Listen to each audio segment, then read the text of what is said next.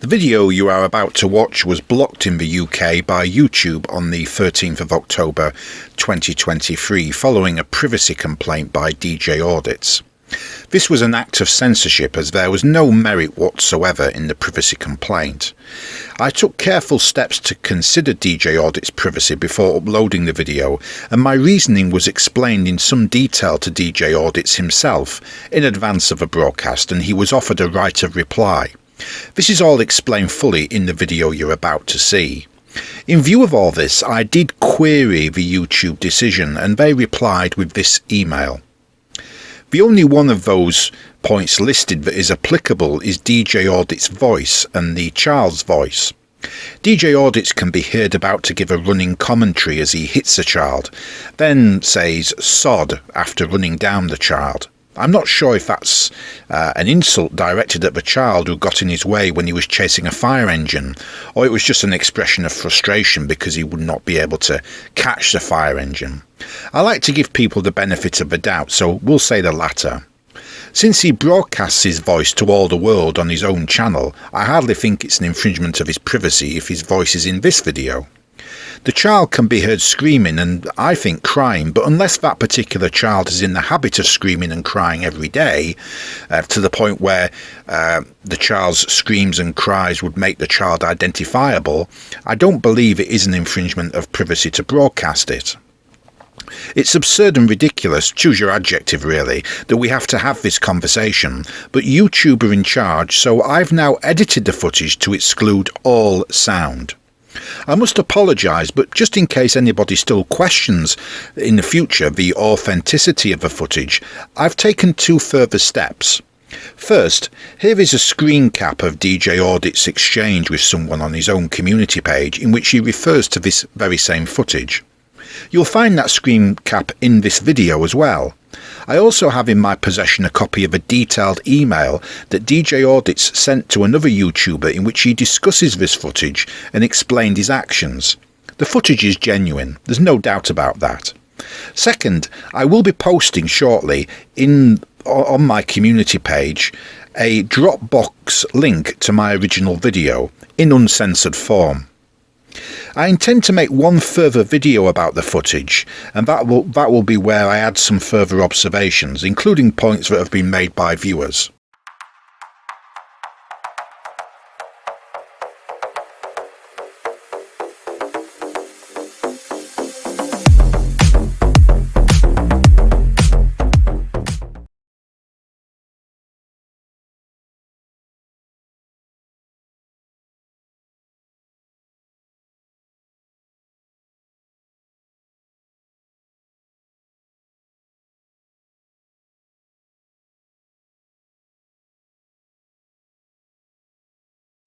The footage I'm about to show you is from DJ Audits. It shows him running over a child at a junction in Leicester. The video was taken from one of his live streams or recordings. I'm not sure which. He claims it was just a recording. I've blurred out the child's face for privacy. I just want to emphasise, I think this is the most important thing of all, I'm told that the child was unhurt, so we can all rest easy on that point. That was the thing that worried me the most when I saw this. I'm not going to reveal my source for this footage. The footage is genuine. The incident took place about 2 years ago. I know exactly where the incident took place. I know why DJ Audits was there. It is DJ Audits in the footage driving. I have reason to believe DJ Audits lied to the police about what occurred. Now that I've given you that preamble, I will show you the clip. Then I will offer my own legal analysis on what happened and what, if any, offences DJ Audits committed.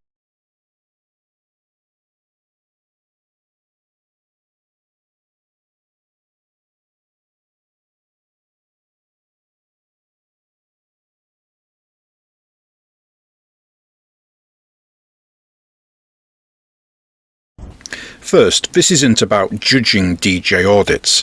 I've done far worse and he's probably a better man than I am. But that's not the point. That clip you've just seen is what my channel is about. It's sort of a bit like being a journalist, and a journalist journalises incidents, records things, except I'm taking it one step further than a journalist in that I'm giving you analysis so that you have a fuller understanding of it. Let me also just emphasise that there is no such thing as a perfect driver. We all make mistakes on the road. I passed my driving test very young, and I also passed an advanced test once. But I make mistakes, including basic mistakes that I shouldn't be making. I'm not a perfect driver, far from it. I'm not Ashley Neal, and I can appreciate that something like this could happen as a genuine accident. It could happen to any of us. A child could come out into the road and you just hope and pray it's not your turn. I have come close to it, but not as a driver. It's nearly happened to me a few times when I'm out cycling.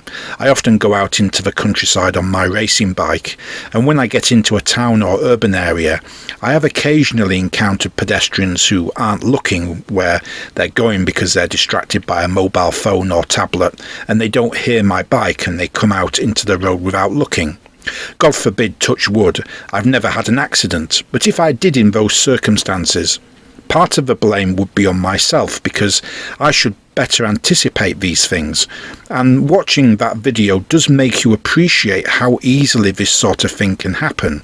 So please understand that I'm not pretending that I'm some sort of paragon of road standards, and if this footage you've just seen had been a genuine accident, even if it was partly DJ Audits' fault for poor anticipation, then I would not show you the footage because it would be something from his private life. But here it's different because he was auditing when this happened, and he was live streaming or recording, so he was doing three things at once: driving, auditing, live streaming, and so it is relevant. To put this another way, we can apply a test of relevancy. If we can refer to this person in some incident as DJ Audits rather than by his real name, then it's relevant to my channel. Otherwise it's not relevant. Here we are talking about DJ Audits as an auditor rather than as a private individual, so it is relevant. This is somebody who goes round businesses uninvited and usually unwelcome, giving unsolicited advice, lecturing people about health and safety. As far as I'm aware, he has no substantial qualifications in any field of health and safety. He's not a NEBOSH or something like that, yet he sees fit to stick his nose into other people's business. So let's stick our noses into his business, and I think it is justified here because he did this while he was auditing, which I think he has lied to the police about, and it's relatively recent. It's not something from 10 years ago or something like that. Obviously, the cyclist moved onto the junction after DJ Audits entered the junction, so on the face of it, it looks like it's totally the cyclist's fault, and you can see why the police would come to that conclusion. But that was a wrong conclusion, and I'm going to tell you why. If we look at the clip again, we can clearly see the child emerging to the left of DJ Audits. DJ Audits should have seen the child and could have stopped, or at least attempted to stop. He didn't because he was distracted by live streaming or recording, and he was auditing using his phone for audio and video, and he was distracted by something he was following. I know the specific thing he was following, and we will come on to that in a few moments. I think the key point here is that the child was within the driver's range of visibility. This was broad daylight, good weather conditions, a dry road, and that junction is flat. There was no impediment to a reasonable driver spotting the cyclist moving onto the junction and slowing down and stopping quickly to avoid a collision. DJ Audits was distracted by something nearby. That something drew his attention away from the road, and it also caused him to enter the junction faster than he otherwise might have done. The thing that distracted him was a fire engine emerging from a nearby fire station, which he decided to follow. Let me show you the junction on Google Street View so that you can see what I mean. Here's a Google map of the junction. This is a suburb on the west side of Leicester. It's a dual carriageway called New Parks Way, and the incident you've just watched took place at the junction that I've highlighted there, which is the junction with Battersby Road and Aikman Avenue. You can see the fire station immediately to the east of the junction, and again I've marked that with an arrow. DJ Audits had approached the junction from the south, and here's a view of the southern approach. What you'll see straight away is that there are street lamps and a pavement and some double yellow lines, and traffic approaches a pedestrian crossing situated at the junction itself. What all that tells me is that this part of New Parks Way very probably has a speed limit of 30 miles per hour. And here we are at the junction. I've added some arrows to indicate key things. The green arrow indicates roughly the position of DJ Audits when he stopped at the junction. The yellow arrow is the point where the cyclist emerged into the junction. The red arrow again just shows you the fire station that DJ Audits was looking at. It's a western fire station that mainly serves the western suburbs of Leicester. But DJ Audits wasn't just looking at the fire station. He was in fact watching a fire engine emerge from the fire station, and he intended to follow it, which is why he emerged so quickly out of the junction and is the reason why he was distracted. Here's what he told one of his followers on the community page of his channel. I'm also aware that he gave a similar story by email to another channel owner, so there can be no denying what in truth took place. We can see that his attention would have been on his right side, whereas the cyclist emerged from the left side. I'll just show the clip again just for emphasis.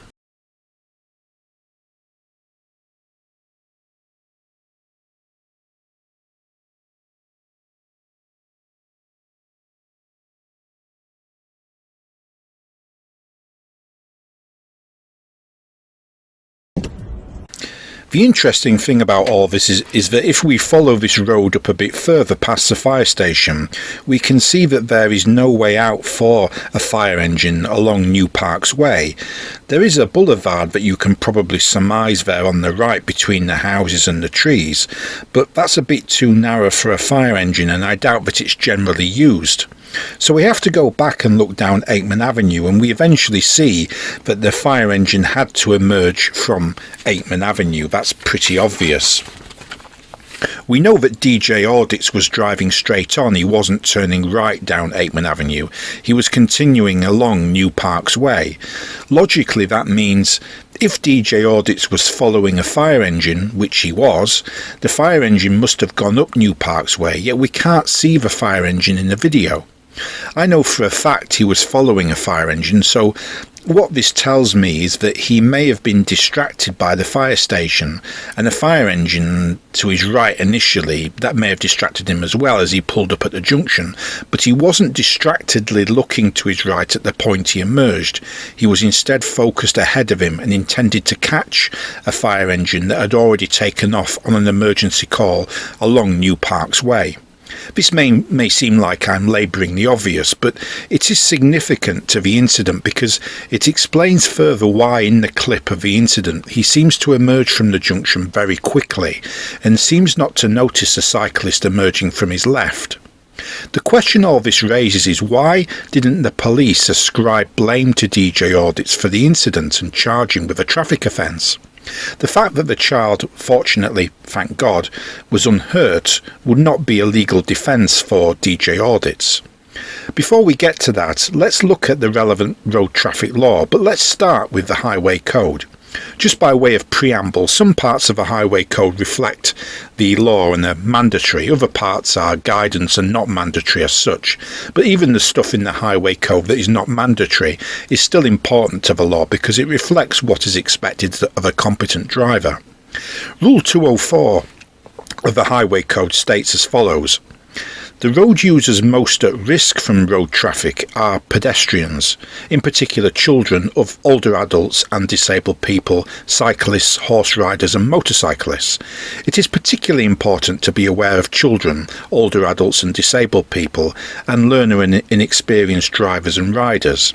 In any interaction between road users, those who can cause the greatest harm have the greatest responsibility to reduce the danger or threat they pose to others. Now that's obviously more a statement of principle than anything else, but it reinforces the expectation on drivers. The point is that driving a vehicle is inherently risky. It puts other people at risk, and pedestrians are the most vulnerable of all road users. Even if the driver has right of way, he still needs to have awareness and anticipation, especially in places where a vulnerable road user, such as a pedestrian or cyclist, may appear.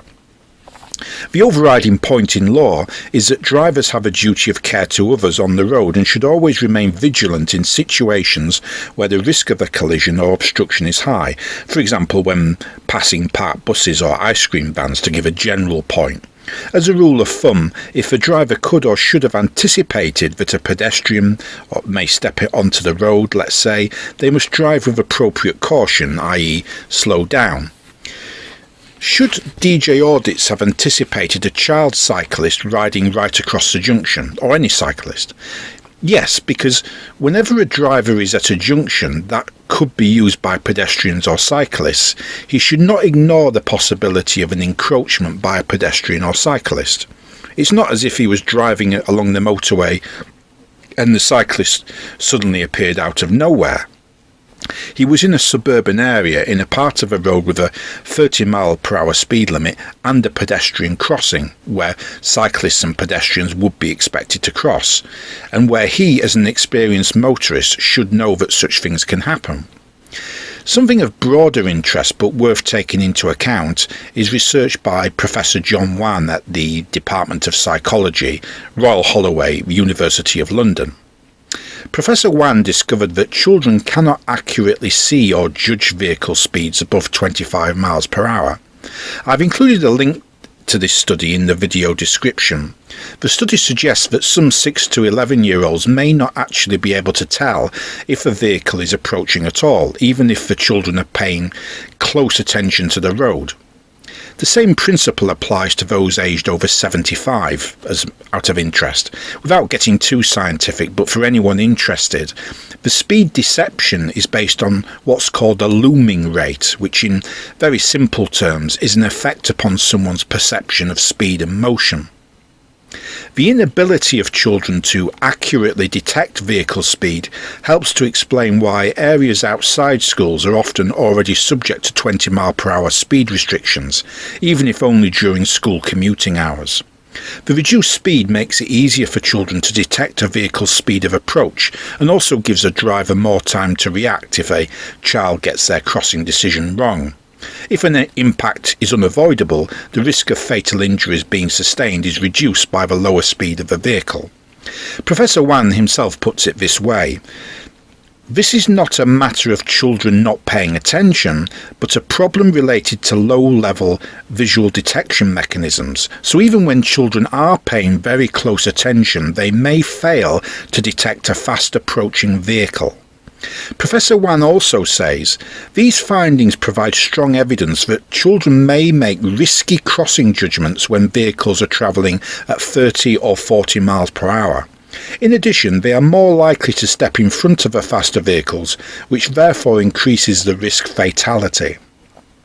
Now, what I notice about the clip of DJ Audits driving is that he is distracted. He's, as we've mentioned, he's talking to his live stream audience or recording or whatever it is, and he enters the junction at quite a speed. He enters the junction at quite a speed. He obviously doesn't think about what he's doing. He just assumes that the junction is clear and he can just go ahead safely without checking, and he was wrong. Hitting the cyclist wasn't a black swan moment. This was something within the realm of expectation, because pedestrians and cyclists do emerge at junctions where there are pavements and walkways, and as Professor Wann explains, children are especially vulnerable in these situations. If DJ Audits hadn't been distracted by the collision, if DJ Audits hadn't been distracted but the collision had happened anyway, then I think we could have called it an accident, and it would be a civil matter rather than criminal. with liability shared between him and the cyclist, perhaps with most of the liability on him simply because he is the driver.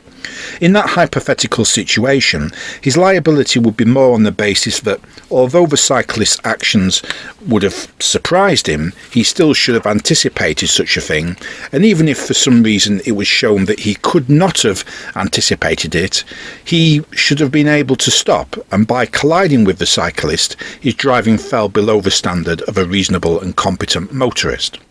But here he was distracted, and given he was distracted, we can't just put it down to an accident. There is the potential for criminal liability. The collision itself does not form part of the criminal liability, we can only look at his driving. But the collision is further evidence of either dangerous driving or careless driving, the latter also known as driving without due care and attention. Which of the two was it? Section 2 of the Road Traffic Act 1988 makes dangerous driving an offence, and Section 2A defines dangerous driving as driving in a way that falls far below what would be expected of a competent and careful driver, and that would be obvious to a competent and careful driver that driving in that way would be dangerous. The word obvious implies deliberateness, maybe intent in some circumstances. In contrast, careless driving is defined in Section 3 of the 1988 Act as driving without due care and attention, or without reasonable consideration for other persons using the road or place. You can see that this is merely a bad driving offence. There is no requirement here that the driver should have acted deliberately for the offence to be formed. Therefore, the difference between the two offences is that dangerous driving involves a deliberate decision to drive in a way that presents an obvious risk, whereas careless driving is just driving that falls below the standard of a careful and competent driver, but is not necessarily deliberate on the part of the driver. If we're going to be strict about this, deliberate is not the same as intentional. The significance of this distinction being that a person can be convicted of dangerous driving even without proof of intent. Though this is only a general observation, and in practice it will turn on the facts of the case as to whether the court will expect to see some proof of intent. Both careless and dangerous driving can also include a different element, which is misjudgment. In the case of dangerous driving, the misjudgment must be of a most serious degree, but I think all that part of it is an aside, because I don't think that applied here. There was no misjudgment on the part of DJ Audits as far as I can see. It was more that he was distracted. I mentioned just now that the fact there was a collision is not itself proof of either careless driving or dangerous driving. It's merely a fact that evidences it or brings the standard of driving to our attention. In other words, this is not to be assessed by the consequences which followed, but by the nature of the error in all the circumstances in which it occurred. This means, just to repeat, because this bears emphasis, the fact that, thankfully, the child was uninjured does not affect the judgment of whether it was dangerous driving or careless driving. There are 2 points that suggest this should be considered the less serious offence of careless driving. First, and just to be clear, vlogging while driving is not in itself illegal, and we can't say whether DJ Audits is holding a device while he's driving, so we'll give him the benefit of the doubt and say he was live streaming or recording hands-free. Second, the child on the bicycle made the mistake of crossing in front of moving traffic. Although we're not supposed to take this into account as a factor because it's DJ Audits' own driving that counts, not the consequence of his driving, I think realistically it's inevitable that the child's own culpability must weigh into it. However, my view is that this incident was a more serious offence of dangerous driving. There are 3 main reasons I think it's dangerous driving. First, let me repeat. The involvement of the child is irrelevant because we're only looking at his driving. The child was unhurt, but it can still be dangerous driving. Second, the distraction was prolonged rather than momentary. Third, the distraction was of a serious nature, in which DJ Audits' attention was not fully on the road ahead. Or rather, it was focused narrowly on the road ahead and not to his left. Fourth, maybe this is the most important point, we can see that what DJ Audits did was deliberate. Remember I said a few moments ago that the distinction is between deliberate bad driving, which is dangerous driving, and non-deliberate bad driving, which is careless driving. Obviously this is an artificial dichotomy and a bit misleading, because you've also got to control for the seriousness of the act or omission, and there will be cases that fall into a grey area. But the dichotomy is still useful, even if simplistic, because it helps to clarify our thinking.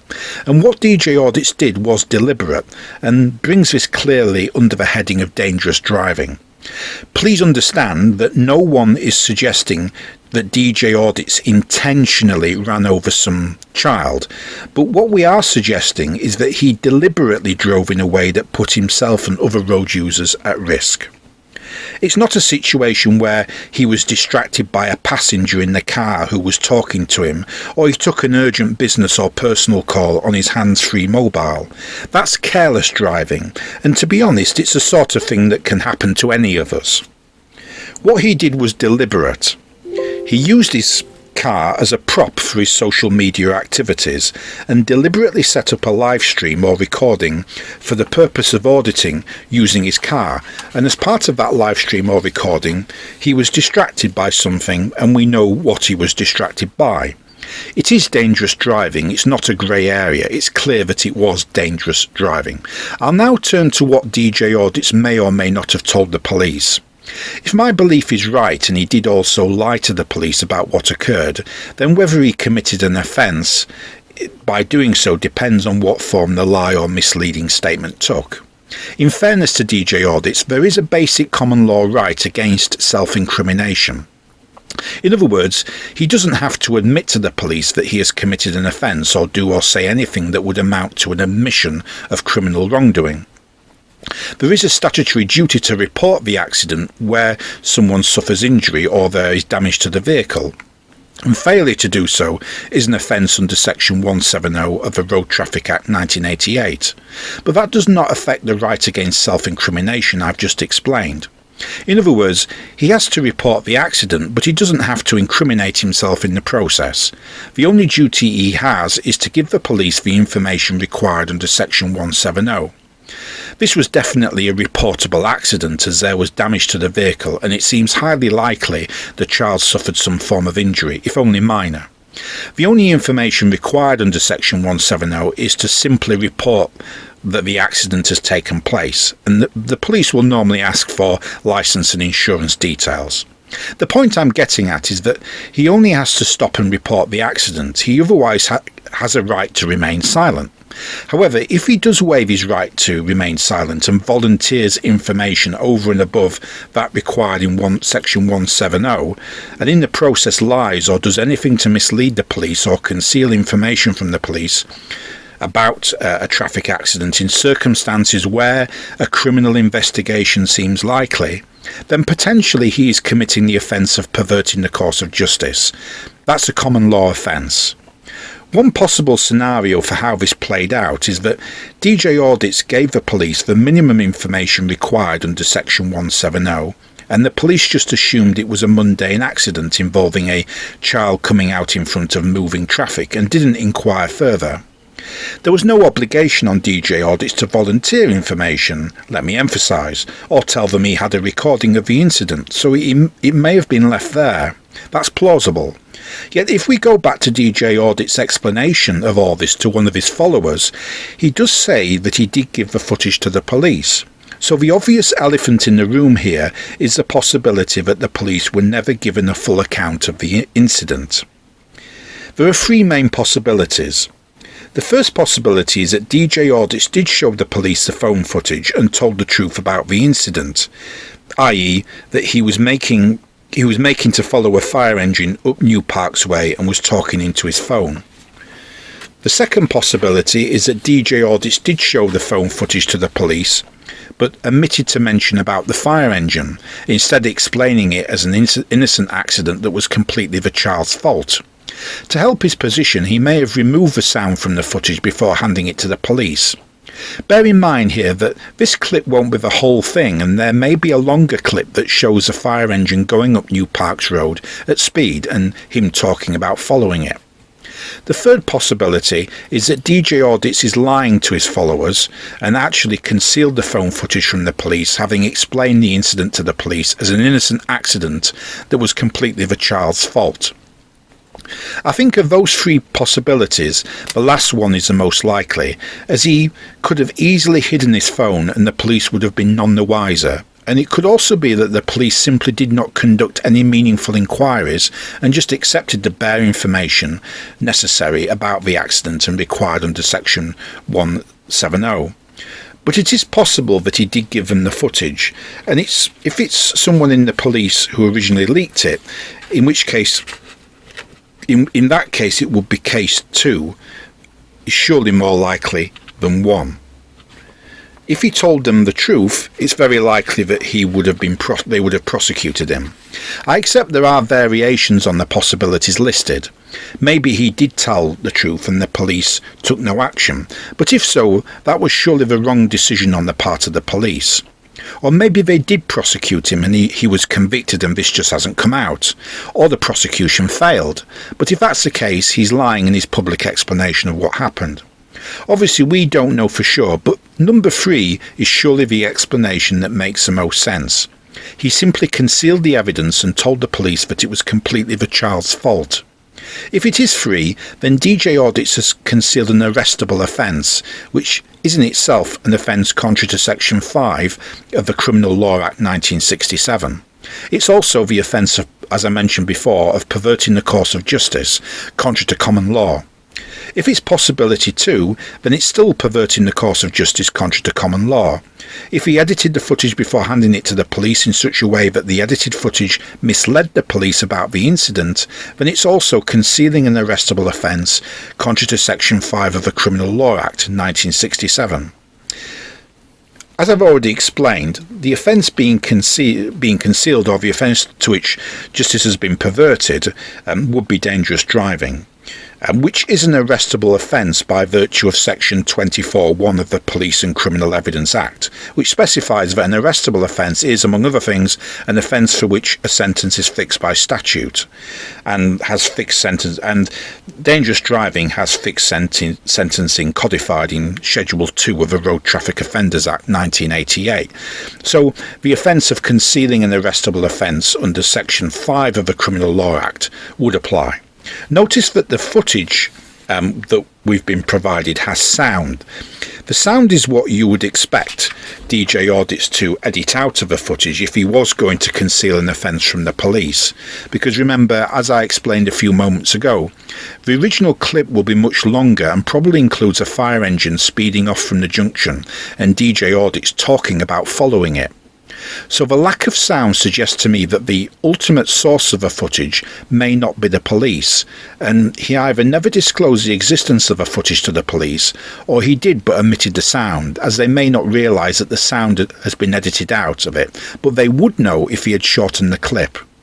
The only alternative is that he did give the footage to the police and told them the truth, effectively accepting a large portion of the blame for the accident, if not the majority of the blame, and opening himself up to prosecution. It is a logical inference that DJ Audits either lied to the police or withheld or edited some of the footage, which amounts to the same thing, or he is lying now to his followers and concealed the footage from the police or was not asked for it. Should DJ Audits have been prosecuted for anything that arises from the clip we have seen and from what we can infer of the surrounding facts? If he did lie to the police or in any way conceal evidence, then as already mentioned, he could be prosecuted for concealing an arrestable offence, contrary to section 5 of the Criminal Law Act 1967, or for perverting the course of justice, contrary to common law. Turning to his driving, if this had been a situation where DJ Audits was not distracted and the child just came out into the middle of a road in front of him, I would not want to see him prosecuted, as it would not be an accident that's really his fault. But this is a situation where DJ Audits was distracted. His attention was not on or not fully on the road, and the distraction was not just a live stream or recording he was making into his phone, it was also the fire engine he was following. He had set up the phone for this purpose, which means the distraction was deliberately created by DJ Audits himself. I think he should have been prosecuted for dangerous driving. Whether he would have been convicted is unclear, because the court may have taken a sympathetic view towards him due to the actions of the child on the bicycle. Could DJ Audits still be prosecuted today for dangerous driving? The answer to this is absolutely yes. We can see from Schedule 2 of the Road Traffic Offenders Act 1988 that dangerous driving is an either-way offence, which means it can be tried in either the Magistrates' Court or the Crown Court.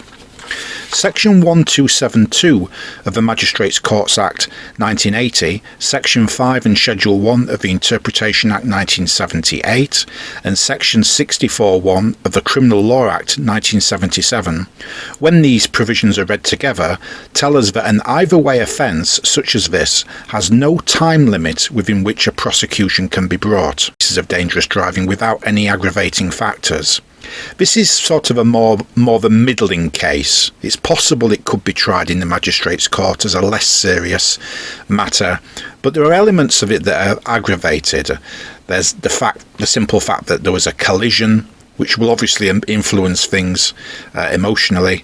The Crown Court would hear the more serious cases, and this is known as a case tried on indictment. My view is that this case is indictable and triable in the Crown Court because DJ Audits was distracted for an extended length of time and there was a collision.